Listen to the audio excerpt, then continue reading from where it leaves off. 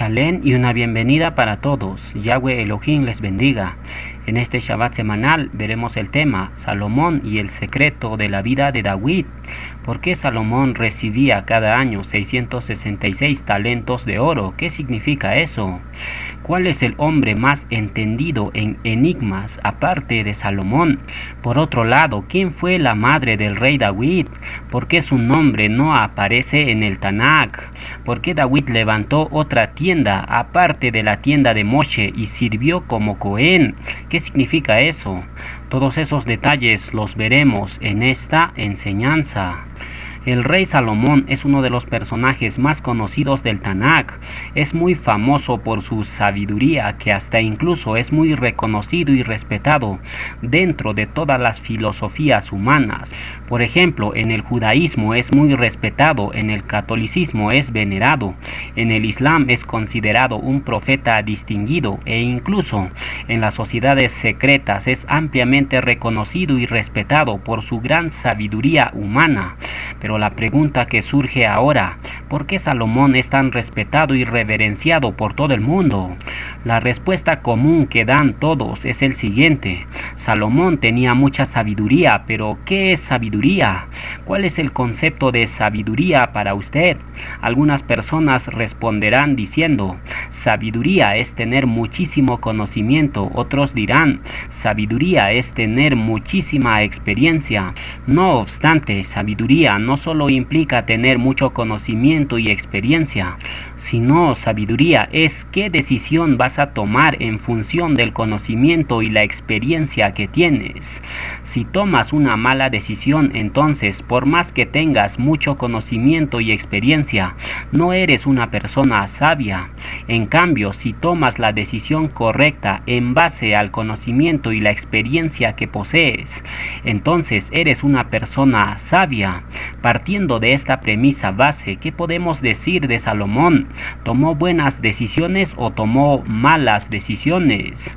Al principio Salomón tomó buenas decisiones, por eso construyó el templo, pero luego en su vejez se dejó influenciar por sus mujeres y comenzó a tomar malas decisiones que terminaron apartándolo del camino de Yahweh su Elohim.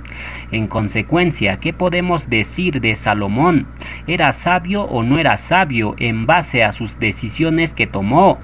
Era sabio al principio, pero luego en su vejez sus malas decisiones lo convirtieron en una persona no sabia. A pesar de que Salomón poseía mucho conocimiento y experiencia, sus malas decisiones terminaron corrompiendo su sabiduría. Lo mismo pasó con Lucifer, el cual era el sello de la perfección, lleno de sabiduría y acabado en hermosura, pero al final tomó la decisión de apartarse de Yahweh su Elohim. ¿Y qué pasó luego?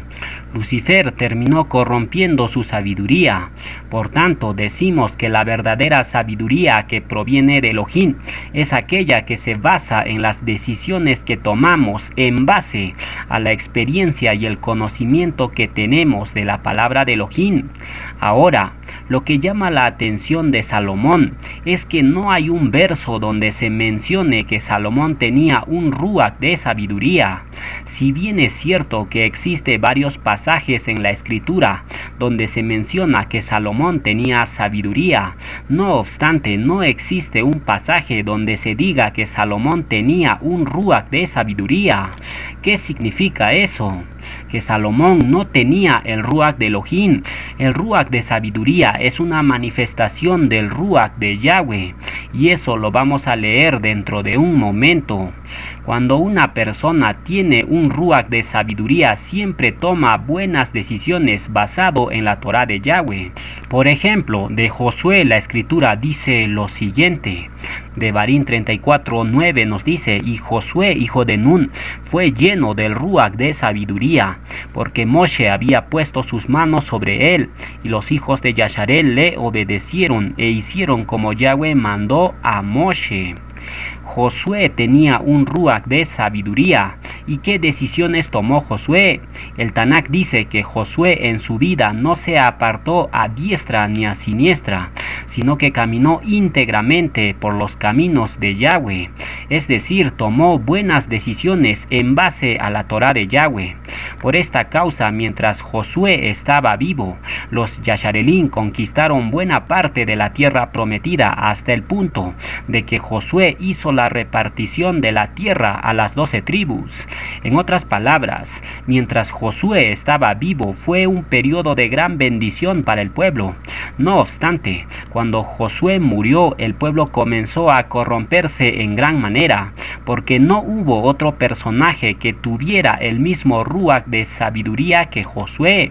Por tanto, concluimos que solo cuando los líderes del pueblo tienen un ruach de sabiduría, solo ahí el pueblo se conduce íntegramente por los caminos de Yahweh su Elohim.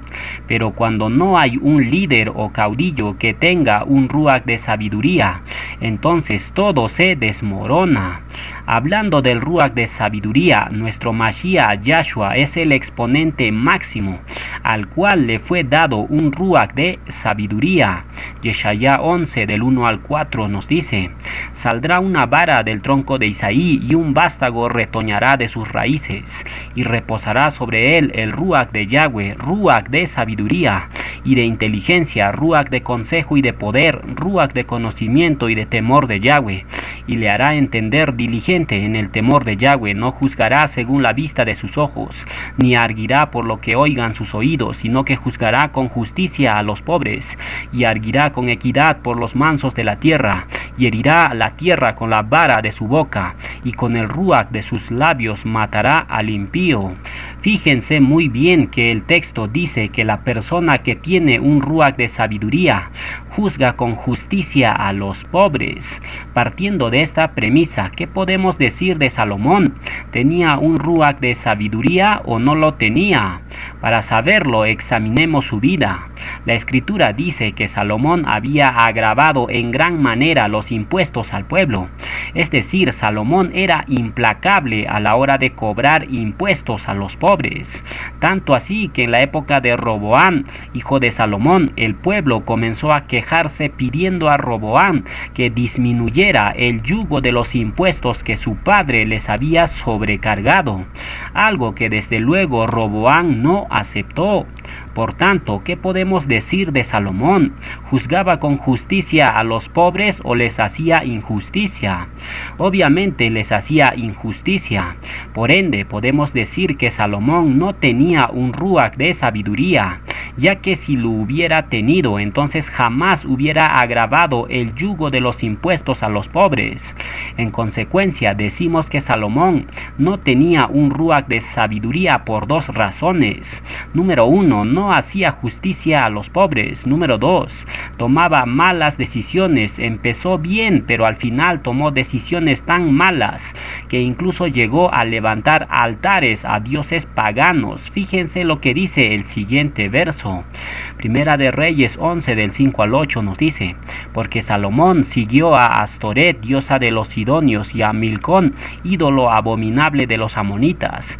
E hizo Salomón lo malo ante los ojos de Yahweh, y no siguió cumplidamente a Yahweh como David su padre. Entonces edificó Salomón un lugar alto, un altar a Quemos, ídolo abominable de Moab, en el monte que está enfrente de Jerusalén, y a Moloc, ídolo abominable de los hijos de Amón. Así hizo para todas sus mujeres extranjeras, las cuales quemaban incienso y ofrecían sacrificios a sus dioses.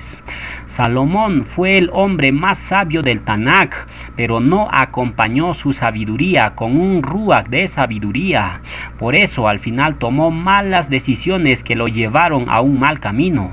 De esto podemos aprender que incluso aquellos que tienen mucha sabiduría y conocimiento pueden caer en la trampa del enemigo si no toman las decisiones correctas. ¿Y quiénes tomarán las decisiones correctas? Solo aquellos que posean el ruach de la sabiduría, el cual Elohim dará a aquellos que se lo pidan. Shaulo claramente lo expresa en el siguiente verso.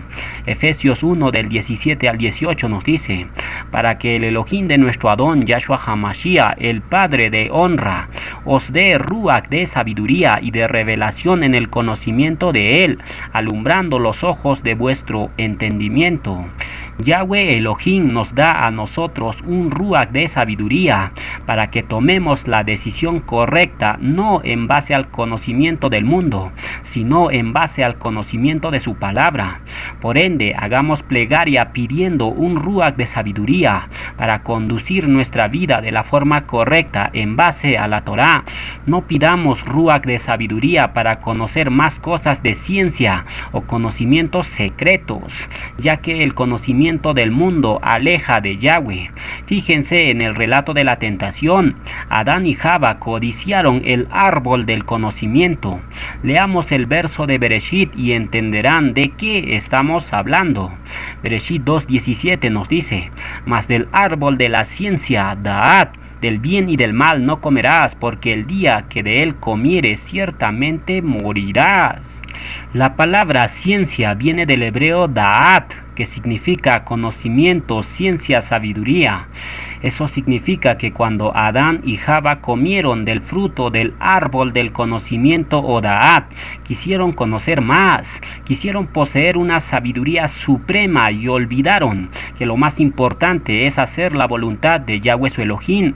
Muchos están cometiendo el mismo pecado que cometieron Adán y Java. Están sedientos de información, queriendo conocer cosas secretas y ocultas, pero están olvidando que lo más importante es hacer la voluntad de Yahweh. Por tanto, decimos que el conocimiento del mundo aleja del Creador. Por eso vemos a tantos personajes como Albert Einstein, Stephen Hawking, hombres de ciencia, entre comillas, pero que niegan al Creador del universo. Por ende, el conocimiento o Da'at del mundo es lo que verdaderamente aleja al hombre de Yahweh su Elohim. En cambio, el conocimiento de la Torá acerca al Creador, y cuando alguien no conoce la Torá será destruido.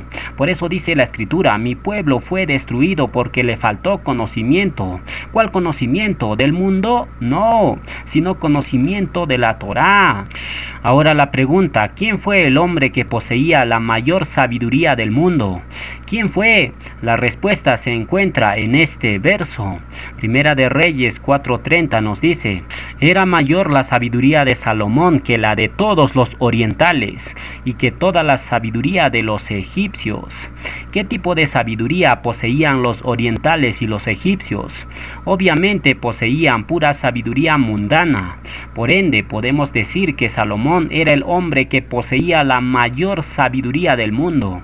Conocía de las plantas, los animales y hasta incluso llegó a conocer los desvaríos.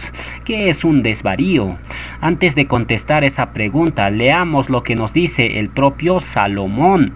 Eclesiastés 1 del 17 al 18 nos dice: y dediqué mi corazón a conocer la sabiduría, dice Salomón, y también a entender las locuras y los desvaríos. Conocí que aún esto era aflicción de ruach, porque en la mucha sabiduría hay mucha molestia, y quien añade ciencia añade dolor.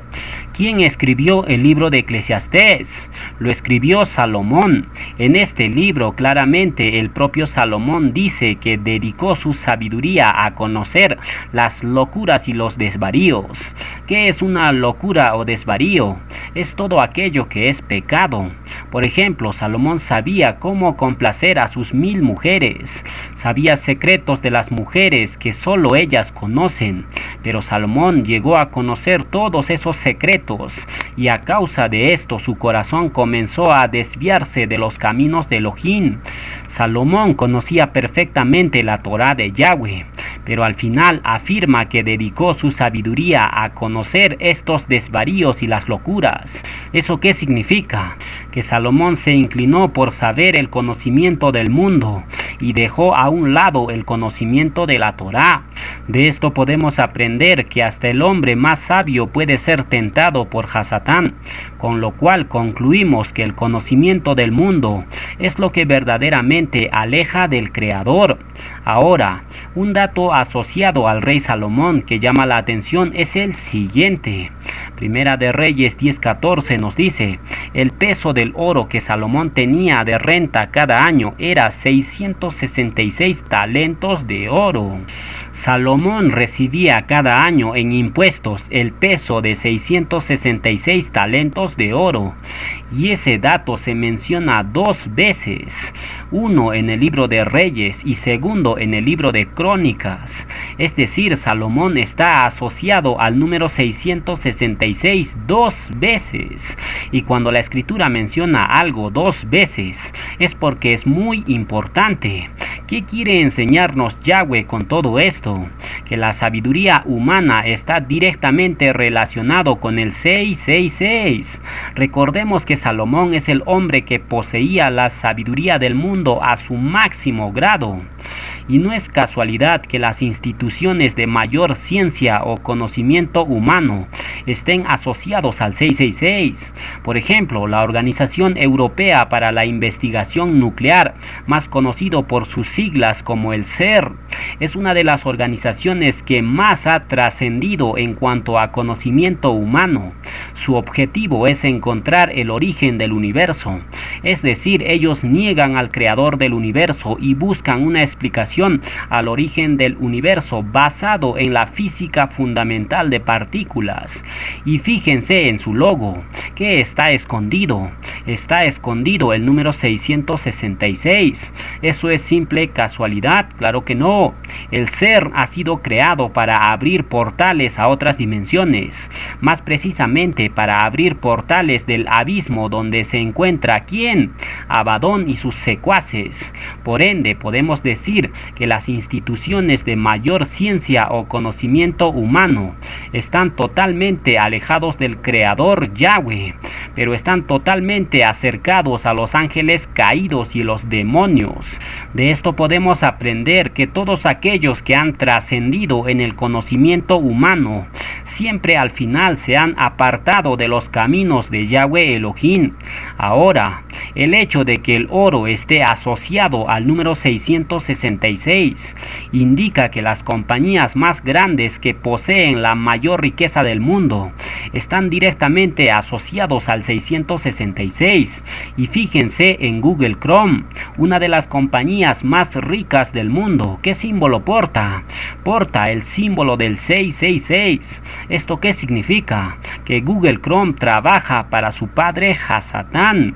Ahora veamos el hombre entendido en enigmas. El rey Salomón poseía una sabiduría sin igual y existe una interesante conexión entre Salomón y el antimashia. ¿De qué forma? Vamos a verlo, pero primero comencemos leyendo el siguiente verso.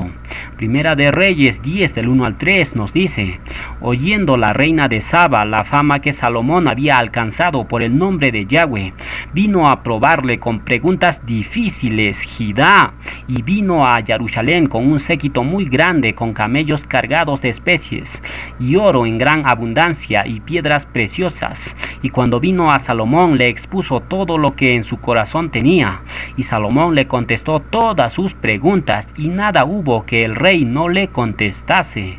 La reina de Saba, al oír la fama de Salomón, vino a Jerusalén para probarle con preguntas difíciles, y Salomón le contestó todas sus preguntas con una maestría sin igual. Fue tanto la impresión que se llevó la reina de Saba, que quedó con la boca abierta al escuchar la sabiduría de Salomón. Fijemos la mirada en la frase preguntas difíciles. Esta frase viene del hebreo Jidá, que significa enigma, difícil pregunta. ¿Qué es un enigma?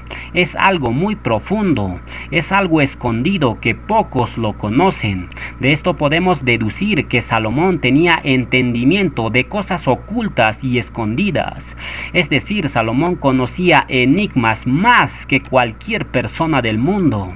La palabra hebrea Jidá, traducido como enigma, solo aparece 4 veces en el Tanakh. La primera ya lo hemos leído en el episodio de la reina de Saba, y las 2 últimas ocasiones que aparece Jidá, aparece directamente asociado al antimashia, mal llamado anticristo. Leamos esos 2 versos para examinar su significado. Habacuc 2:6 nos dice: no han de levantar todos estos refrán sobre él, sobre el antimashia, y sarcasmos, Jidá, contra él, dirán: ay del que multiplicó lo que no era suyo, ¿Hasta cuándo había de acumular sobre sí prenda tras prenda? El otro verso se encuentra en Daniel 8:23, ahí nos dice: y al fin del reinado de estos, cuando los transgresores lleguen al colmo, se levantará un rey altivo de rostro y entendido en enigmas, Judá. ¿Quién es ese rey altivo de rostro y entendido en enigmas? Es nada menos que el Antimashia. Ahora la pregunta que surge: ¿qué significa que Salomón y el Antimashia sean entendidos en enigmas o Judá? ¿Qué significa eso? ¿Será que Salomón era un antimashia? Para saberlo, definamos. ¿Qué es un antimashia? Algunos dirán es un sistema, otros dirán es una persona, otros dirán es un ruach. ¿Cuál de todos es?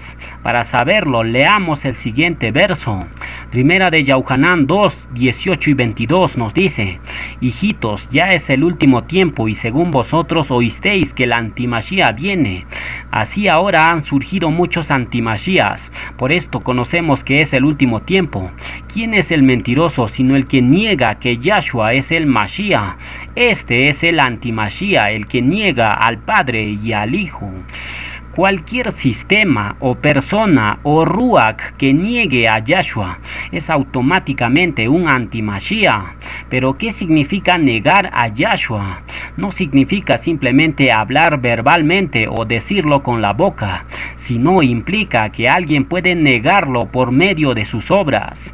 Es decir, alguien puede confesar a Yahshua con su boca, pero puede negarlo por medio de sus obras.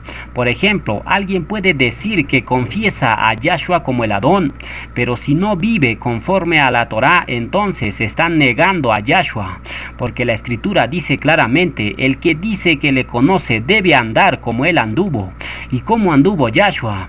Guardando la Torá. Por ende, todo aquel que rechace la Torá y no viva guardando los mandatos de Elohim, entonces esa persona ha negado al Mashiach Yahshua. Y si alguien niega a Yahshua, entonces ha negado también al Padre, y como tal esa persona se convierte automáticamente en un anti-Mashiach. Esto que acabamos de decir ocurrió con Salomón. Si bien Salomón no negó al Padre con sus palabras, no obstante lo llegó a negar con sus acciones y sus malas decisiones. Una y otra vez Salomón desobedeció las instrucciones de Yahweh y con eso terminó negándolo por completo. Por ejemplo, punto número 1. Yahweh ordenó en su Torá diciendo no aumentar para sí caballos, pero Salomón descendió a Egipto y tomó caballos. Punto número 2. Yahweh ordenó en su Torá diciendo el rey no tomará para sí mujeres extranjeras. Pero ¿qué hizo Salomón? Tomó en total 1000 mujeres, de las cuales la mayoría eran moabitas, amonitas, eteas, etc. Es decir, Salomón no obedeció al Creador.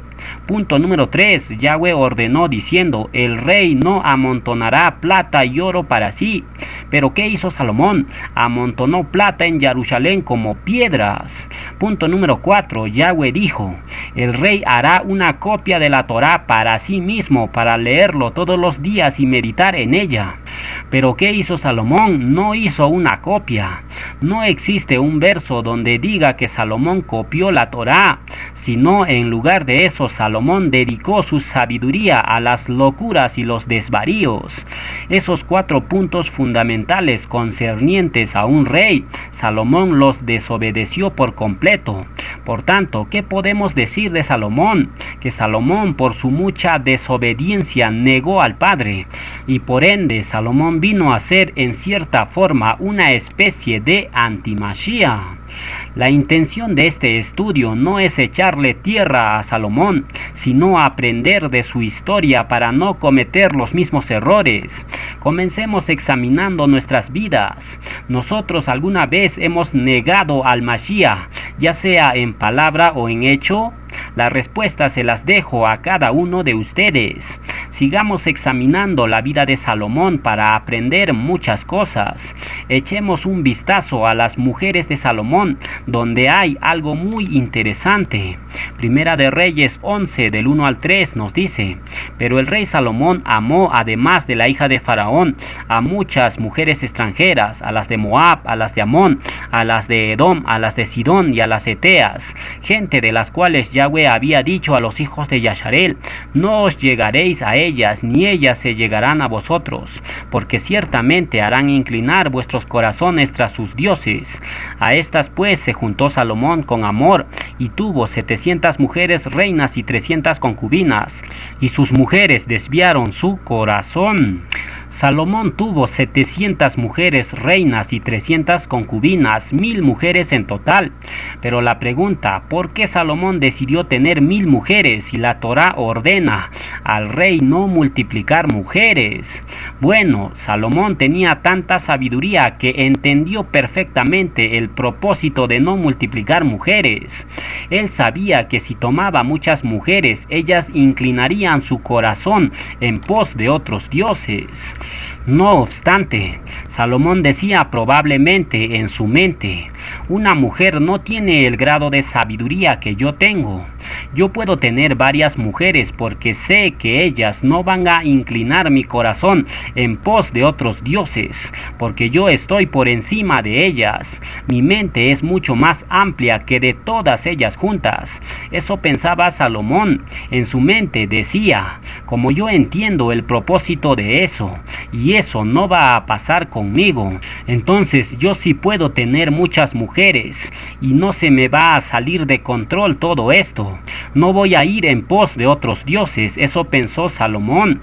¿Y cómo terminó? Terminó levantando altares a otros dioses. Ahí tenemos a Salomón creyéndose más sabio que el propio Elohim. De esto podemos deducir que Hasatán es sumamente astuto. Si fue capaz de engañar a Salomón, el hombre más sabio, entonces imagínense qué hará con nosotros. Por tanto, estemos atentos y velando para no ser engañados por el Ruach del Antimashiach. Segunda de Yohanan 1:7 nos dice: porque muchos engañadores han salido por el mundo, que no confiesan que Yahshua HaMashiach ha venido en carne. Quien esto hace es el engañador y el Antimashiach. El Ruach del Antimashiach es sumamente astuto. A Salomón le engañó sutilmente. Le hizo creer que no pasaría nada si tomaba muchas mujeres. ¿Y cómo terminó Salomón? Mal. Lo mismo podemos decir de Adán y Java. A ellos les engañó el Ruach del Antimashiach. A ellos les dijo: coman nomás el fruto del árbol del conocimiento, no va a pasar nada. ¿Y qué pasó? La caída de Adán. Y este mismo Ruach del Antimashiach está operando en todo el mundo, engañando cada día a más personas. Yahweh dice: respeten mi nombre y el nombre de mi hijo Yahshua. Pero el Ruach del Antimashiach les dice: el nombre no tiene importancia, se perdió la pronunciación, puedes llamarlo como tú quieras, él te va a entender. Fíjense qué tal astucia del enemigo. Por tanto, para no ser engañados por el Ruach del Antimashiach, hay que obedecer a Yahweh tal y como él manda. Si él dice algo, entonces hay que cumplirlo al pie de la letra. Ahora veamos algunos paralelismos entre el Antimashiach y el rey Salomón. Ezequiel 28 del 1 al 5 nos dice: vino a mí palabra de Yahweh diciendo: hijo de hombre, di al príncipe de Tiro: así ha dicho Yahweh Adonai, por cuanto se enalteció tu corazón y dijiste: yo soy un Elohim, en el trono de Elohim estoy sentado en medio de los mares, siendo tú hombre y no Elohim, y has puesto tu corazón como corazón de Elohim. He aquí que tú eres más sabio que Daniel, no hay secreto que te sea oculto. Con tu sabiduría y con tu prudencia has acumulado riquezas y has adquirido oro y plata en tus tesoros. Con la grandeza de tu sabiduría en tus contrataciones has multiplicado tus riquezas, y a causa de tus riquezas se ha enaltecido tu corazón. Este texto de Ezequiel se refiere específicamente al Antimashiach. El texto dice: tú eres más sabio que Daniel. ¿Quién era el hombre más sabio que Daniel? Obviamente el único candidato posible es el rey Salomón. Luego el texto dice, no hay secreto que te sea oculto. Con esa expresión Elohim da por sentado que el antimashiach conoce todos los enigmas. En hebreo, Jidá. ¿Y qué podemos decir de Salomón? Que Salomón conocía todos los enigmas. No había nada que Salomón no conociese. Luego el texto dice, con tu sabiduría y tu prudencia has acumulado riquezas en oro y plata. ¿Y qué podemos decir de Salomón? Que Salomón amontonó la plata como piedras en Jerusalén. Luego el texto dice, corrompiste tu sabiduría. ¿Y qué le pasó a Salomón? Poco a poco corrompió su sabiduría. Empezó bien, pero luego comenzó a desobedecer a Yahweh su Elohim, hasta que terminó desviándose del camino. Por tanto, viendo estos paralelismos entre Salomón y el antimashiach, ¿qué podemos concluir? Que Salomón, al desviarse de los caminos de Yahweh, se convirtió en una especie de antimashiach. No obstante, Salomón reconoce al Creador del universo y escribe el siguiente proverbio. Proverbios 3:5 nos dice, fíate de Yahweh de todo tu corazón y no te apoyes en tu propia prudencia. Reconócelo en todos tus caminos y Él enderezará tus veredas. No seas sabio en tu propia opinión. Teme a Yahweh y apártate del mal. El principio de la sabiduría es el temor de Yahweh. Buen entendimiento tienen todos los que practican sus mandatos. Su loor permanece para siempre.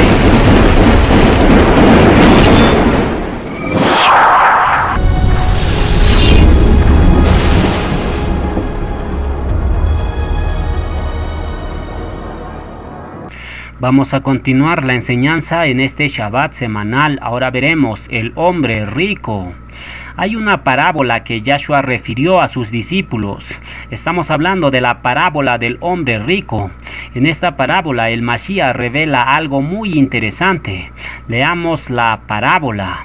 Lucas 12 del 16 al 20 nos dice, también les refirió una parábola diciendo, la heredad de un hombre rico había producido mucho y él pensaba dentro de sí diciendo, ¿qué haré? Porque no tengo dónde guardar mis frutos. Y dijo, esto haré, derribaré mis graneros y los edificaré mayores y allí guardaré todos mis frutos y mis bienes.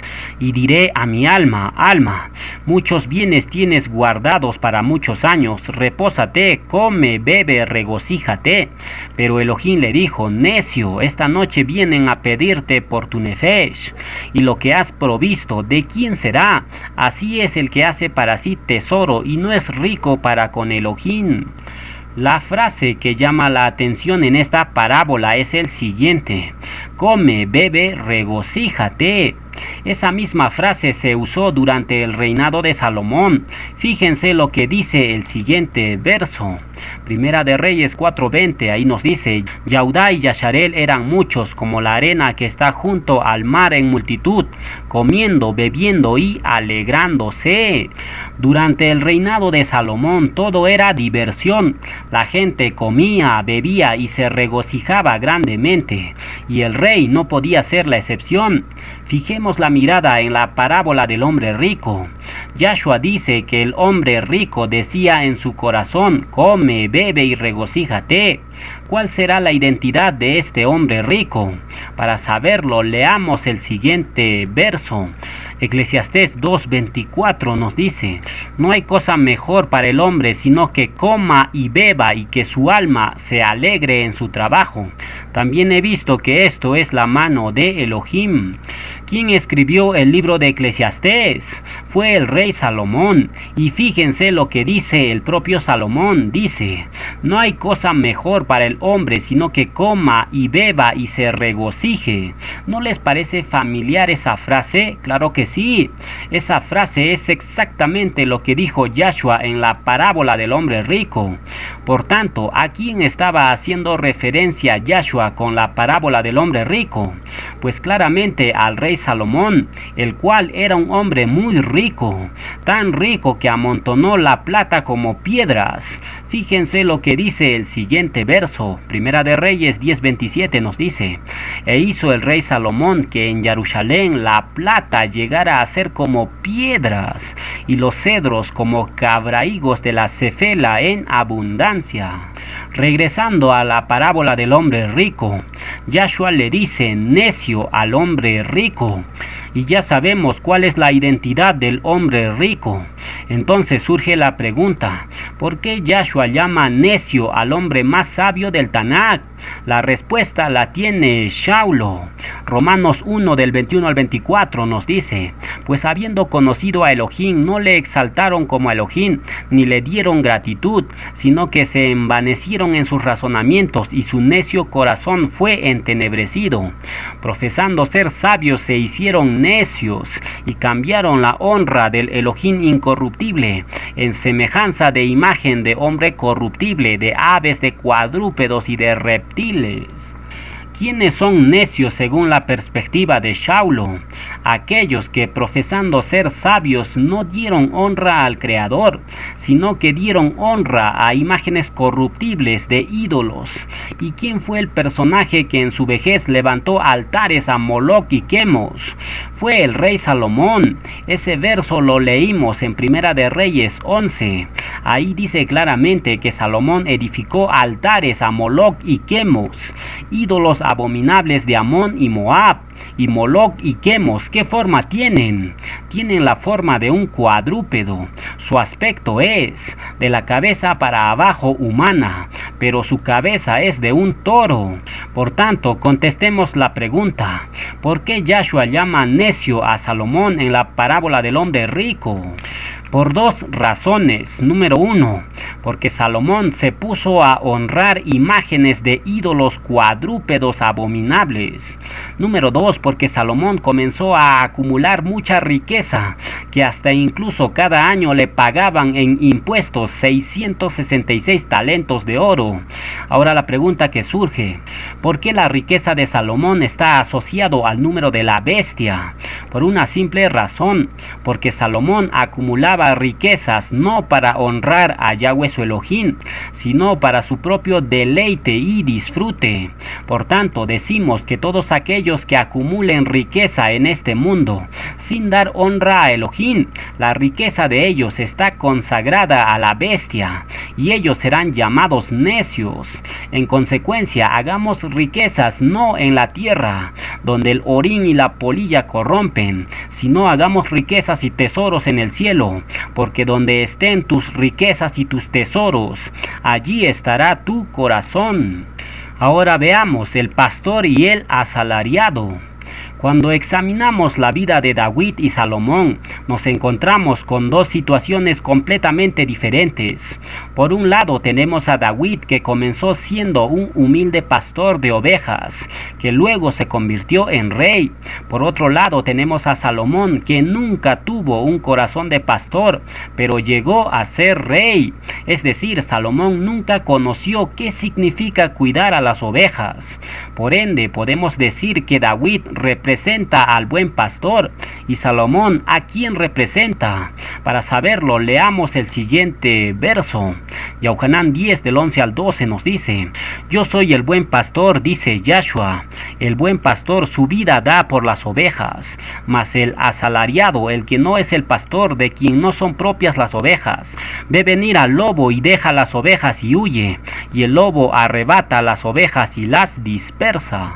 Yahshua, el buen pastor, menciona al asalariado. ¿Y cuánto era el salario que recibía Salomón cada año? Era nada menos que 666 talentos de oro.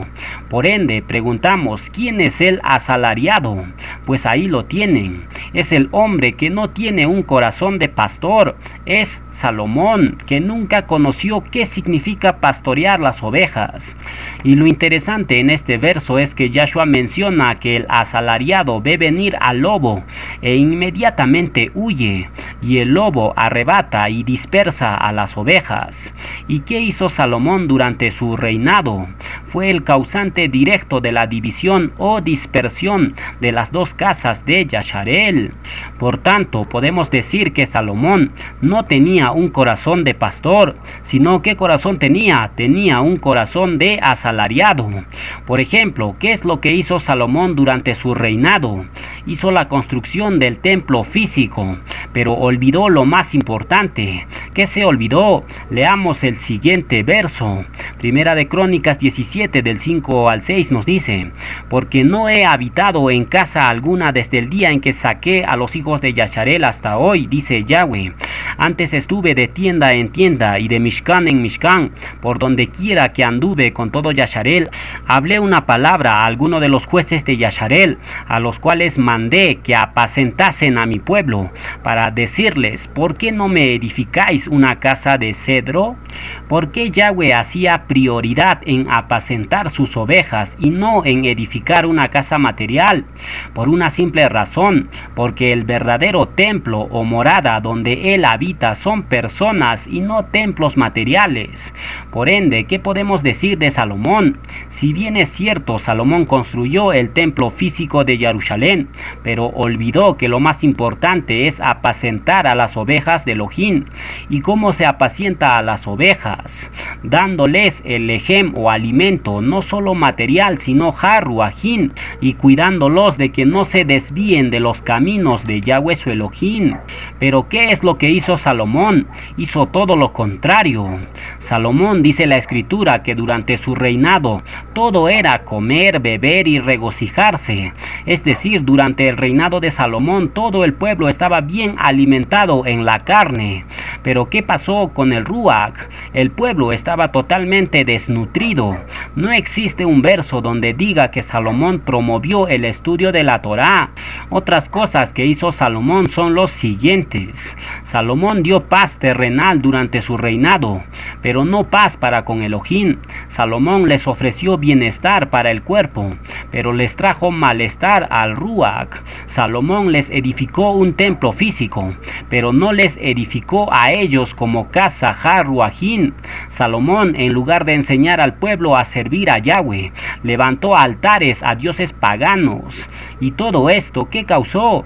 Que millones de personas se sumergieran en la idolatría. ¿Y cuál fue la consecuencia final? La división del reino y la posterior destrucción del templo. Por tanto, decimos que la prioridad de todos nosotros como siervos de Yahweh, ¿cuál es? No es edificar templos físicos, sino es edificar al pueblo, es apacentarlos y cuidarlos. Y de hecho, Yahshua hace el énfasis en esto de tres formas distintas que llama la atención. Fíjense en sus palabras. Yohanan 21 del 15 al 17 nos dice: cuando hubieron comido, Yahshua dijo a Shimón Kefas: Shimón, hijo de Jonás, ¿me amas más que a estos? Le respondió: sí, Adón, tú sabes que te amo. Y él le dijo: apacienta mis corderos. Volvió a decirle la segunda vez: Shimón, hijo de Jonás, ¿me amas? Kefas le respondió: sí, Adón, tú sabes que te amo. Le dijo: pastorea mis ovejas. Le dijo la tercera vez nuestro Mashiach: Shimón, hijo de Jonás, ¿me amas?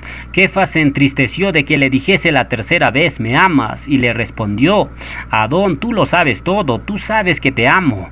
Yahshua le dijo: apacienta mis ovejas. ¿Por qué el Mashiach le dice a Kefas tres veces: apacienta mis ovejas? Porque apacentar las ovejas es la tarea más importante que tenemos tú y yo. Por eso el Mashiach lo recalca tres veces. Amas a Yahshua, apacienta sus ovejas. ¿Quieres ayudar a la edificación del templo? Apacienta sus ovejas. ¿Y cómo se apacienta a las ovejas? Dándole el ejem al hambriento. No solo el alimento físico, sino el ejem de vida, la Torá.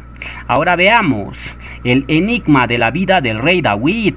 Cuando estudiamos la vida del rey David, vemos que hay una serie de pasajes que a primera vista parecen bastante desconcertantes e intrigantes, y aunque no podemos entenderlo del todo, no obstante, sí que podemos darle un buen atisbo.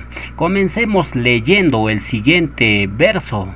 Salmos 69:8 nos dice: extraño he sido para mis hermanos y desconocido para los hijos de mi madre. Al leer la historia de muchos personajes del Tanakh, vemos que cometieron muchos errores y sus vidas están desenvueltos en ciertos asuntos no tan decorosos y como tal llaman la atención. Tal es el caso de la madre del rey David, que no se menciona por ningún lado su nombre. ¿Qué pasó? ¿por qué su nombre no aparece mencionado cuando de otros personajes como Shemuel y otros profetas sí aparece el nombre de su madre? Para intentar resolver este enigma, examinemos muy de cerca y en detalle la vida del rey David. En primera de Shemuel 16, Elohim acababa de rechazar a Shaul como rey de Yasharel y encargó al profeta Shemuel que ungiera a uno de los hijos de Isaí de Beit-Lehem como el próximo rey de Yasharel.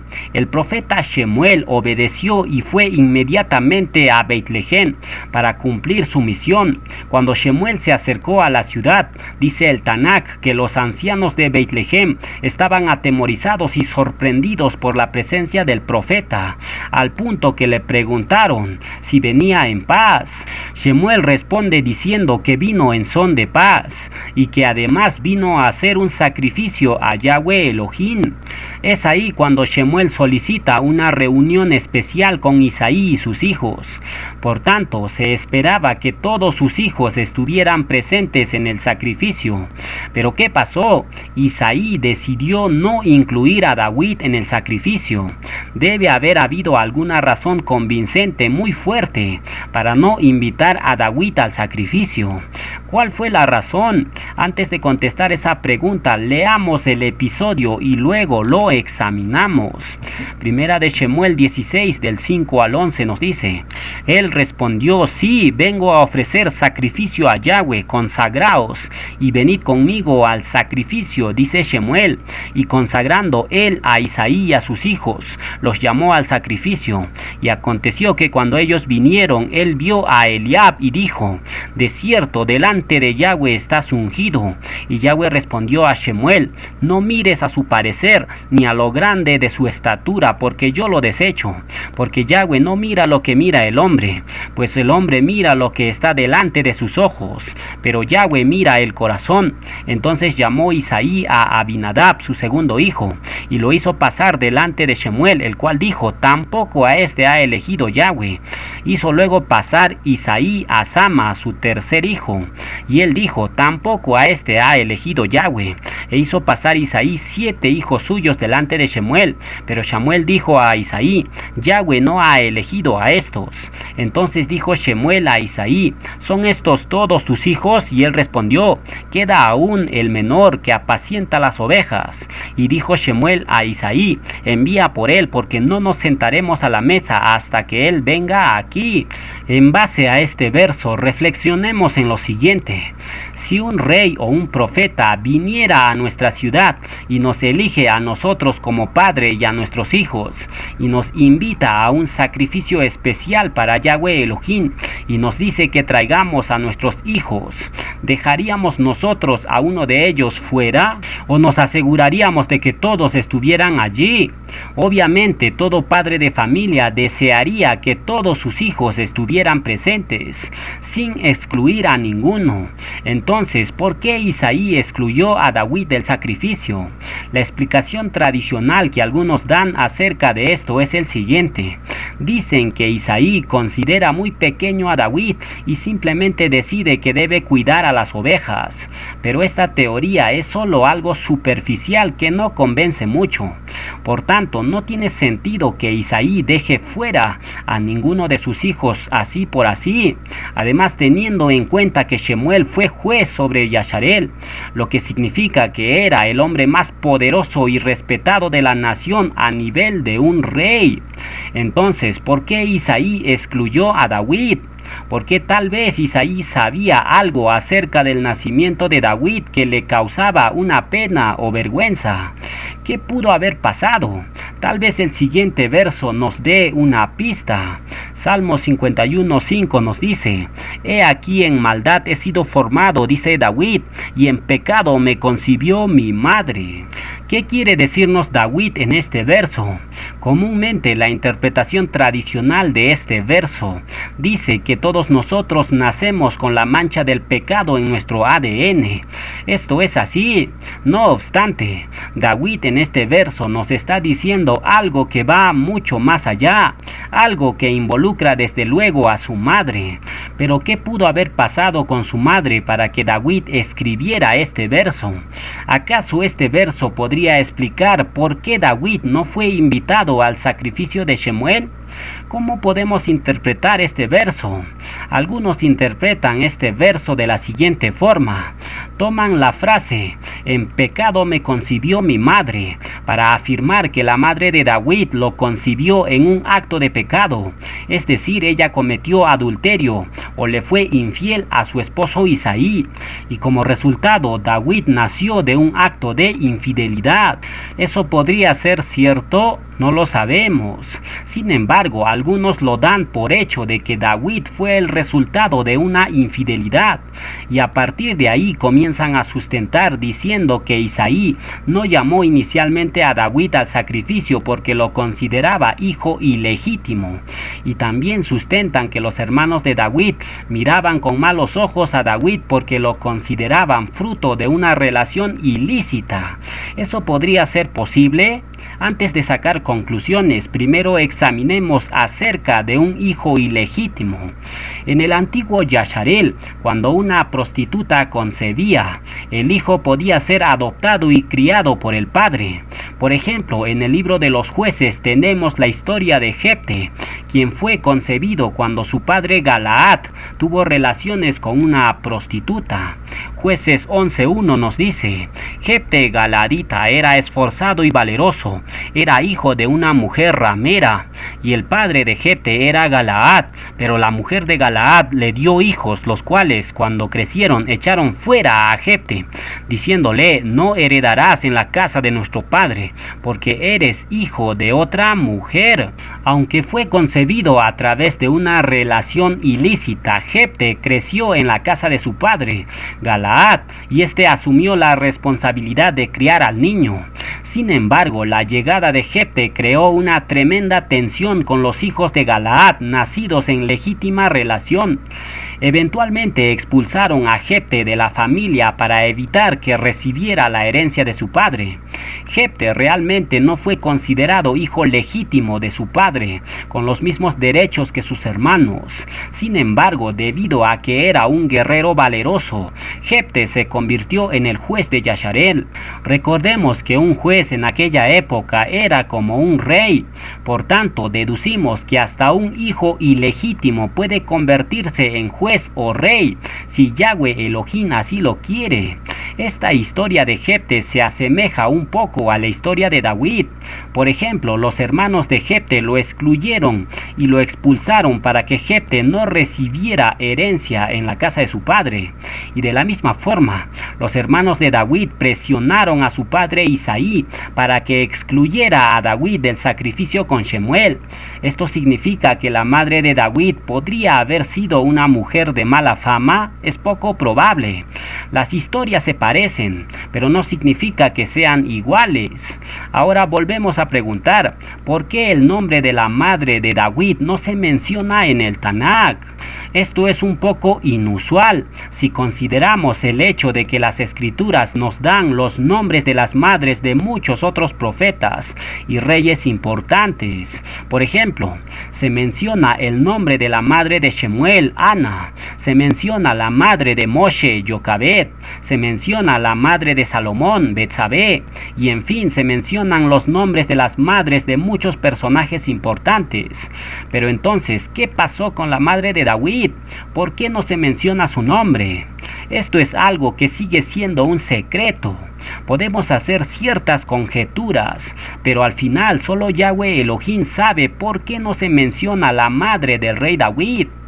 Ahora veamos, David un Cohen. David era de la tribu de Judá y no de Leví.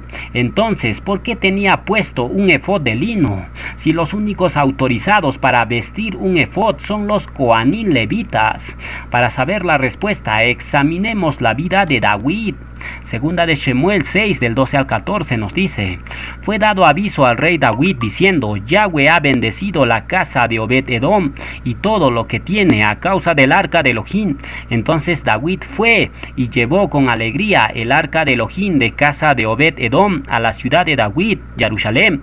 Y cuando los que llevaban el arca de Elohim habían andado 6 pasos, él sacrificó un buey y un carnero engordado. Y David danzaba con toda su fuerza delante de Yahweh. Y estaba David vestido de un efod de lino. ¿Por qué David porta un efod de lino si David no es un Cohen de la tribu de Leví? La respuesta es simple, porque David, aunque no es levita, pero es un Cohen según el orden de Melquisedec, y esto explica por qué al Mashiach, que vino del linaje de David, se lo llama el Cohen Gadol según el orden de Melquisedec. Otra pregunta que surge: ¿cómo es posible que David pudiera oficiar como Cohen ofreciendo sacrificios en el Mishkan? Para responder esa pregunta debemos notar bien que el rey David, después de traer el arca a Jerusalén, no hizo que lo pusieran en el Mishkan de Moshe, sino que colocó el arca en una tienda nueva y especial que David erigió para ese propósito. Esa tienda, ¿cómo se llamó? Segunda de Shemuel 6:17 nos dice: metieron pues el arca de Yahweh y la pusieron en su lugar, en medio de una tienda que David le había levantado. Y sacrificó David holocaustos y ofrendas de paz delante de Yahweh. La tienda nueva que David erigió especialmente para el arca de la alianza se llamó la tienda de David. Noten muy bien cómo David está oficiando como Cohen, ya que solo los Coanim son los únicos autorizados para ofrecer holocaustos y ofrendas de paz. El hecho de que David oficiara como Cohen solo es posible si David fuera llamado Cohen según el orden de Melquisedec. Y no solo David era Cohen, sino que sus hijos son llamados Coanim. Fíjense en este verso. Segunda de Shemuel 8:17 nos dice: Sadoc, hijo de Ahitob, y Ahimelech, hijo de Abiatar, eran Coanim. Seraías era escriba. Benaía, hijo de Yauyada, estaba sobre los cereteos y peleteos. Y los hijos de David eran los príncipes. En hebreo dice Coanim. La mayoría de las versiones de las Biblias traducen el término Cohen en este verso como príncipes, gobernantes principales o ministros principales. No obstante, viendo el texto hebreo de este verso, podemos concluir que los hijos de David eran Coanim, que ministraron en la tienda nueva que David erigió para Yahweh. El hecho de que los hijos de David ministraran como Coanim en la tienda de David es algo sorprendente y sumamente profético. Pero ¿cómo es que David y sus hijos se convirtieron en Coanim según el orden de Melquisedec? Para saberlo, examinemos el relato del ungimiento de David. Shemuel era un Cohen levita y juez ungido del territorio de Efraín. Shemuel ungió a David y en ese acto David recibió el ministerio de Cohen y fue constituido como Cohen según el orden de Melquisedec, y luego esa unción pasó a sus hijos, que aunque eran de la tribu de Judá, sirvieron como Coanim. El rey David sabía que él y sus hijos eran Coanim de Yahweh. Por eso escribió el siguiente salmo. Salmo 110:4 nos dice: juró Yahweh y no se arrepentirá. Tú eres Cohen para siempre según el orden de Melquisedec. El hecho de que David fuera hecho Cohen según el orden de Melquisedec era una sombra que indicaba que Yahshua, el verdadero Cohen Gadol, vendría del linaje de David. Ahora, para finalizar la enseñanza, vamos a ver cómo al Mashiach lo llamaban hijo ilegítimo. A David algunos lo consideraban hijo ilegítimo de Isaí y por ende se burlaban de David. De la misma forma a nuestro Mashiach Yahshua, algunos lo miraban con malos ojos. El relato del Bri Hadashah dice que Miriam, la madre del Mashiach, había concebido del Ruach HaKodesh estando comprometida con Joseph el carpintero. Joseph, al enterarse del embarazo de Miriam, quiso darle carta de divorcio según el consejo que muchos lo habrán dado diciendo: ¿para qué te vas a casar con Miriam si ella ya está embarazada? La gente no sabía que Miriam había concebido del Ruach HaKodesh. Lo mismo sucedía con Joseph, que quiso alejarse de Miriam, pero un malaj le reveló en sueños que Miriam había concebido del Ruach HaKodesh, por lo que Joseph decidió casarse con Miriam, tomando la vergüenza y los insultos de la gente sobre sí mismo. Pero sin duda siempre había susurros, cejas levantadas y miradas de reojo cada vez que Yahshua y su madre pasaban por una calle. Por tanto, vemos un interesante paralelismo entre Yahshua y David.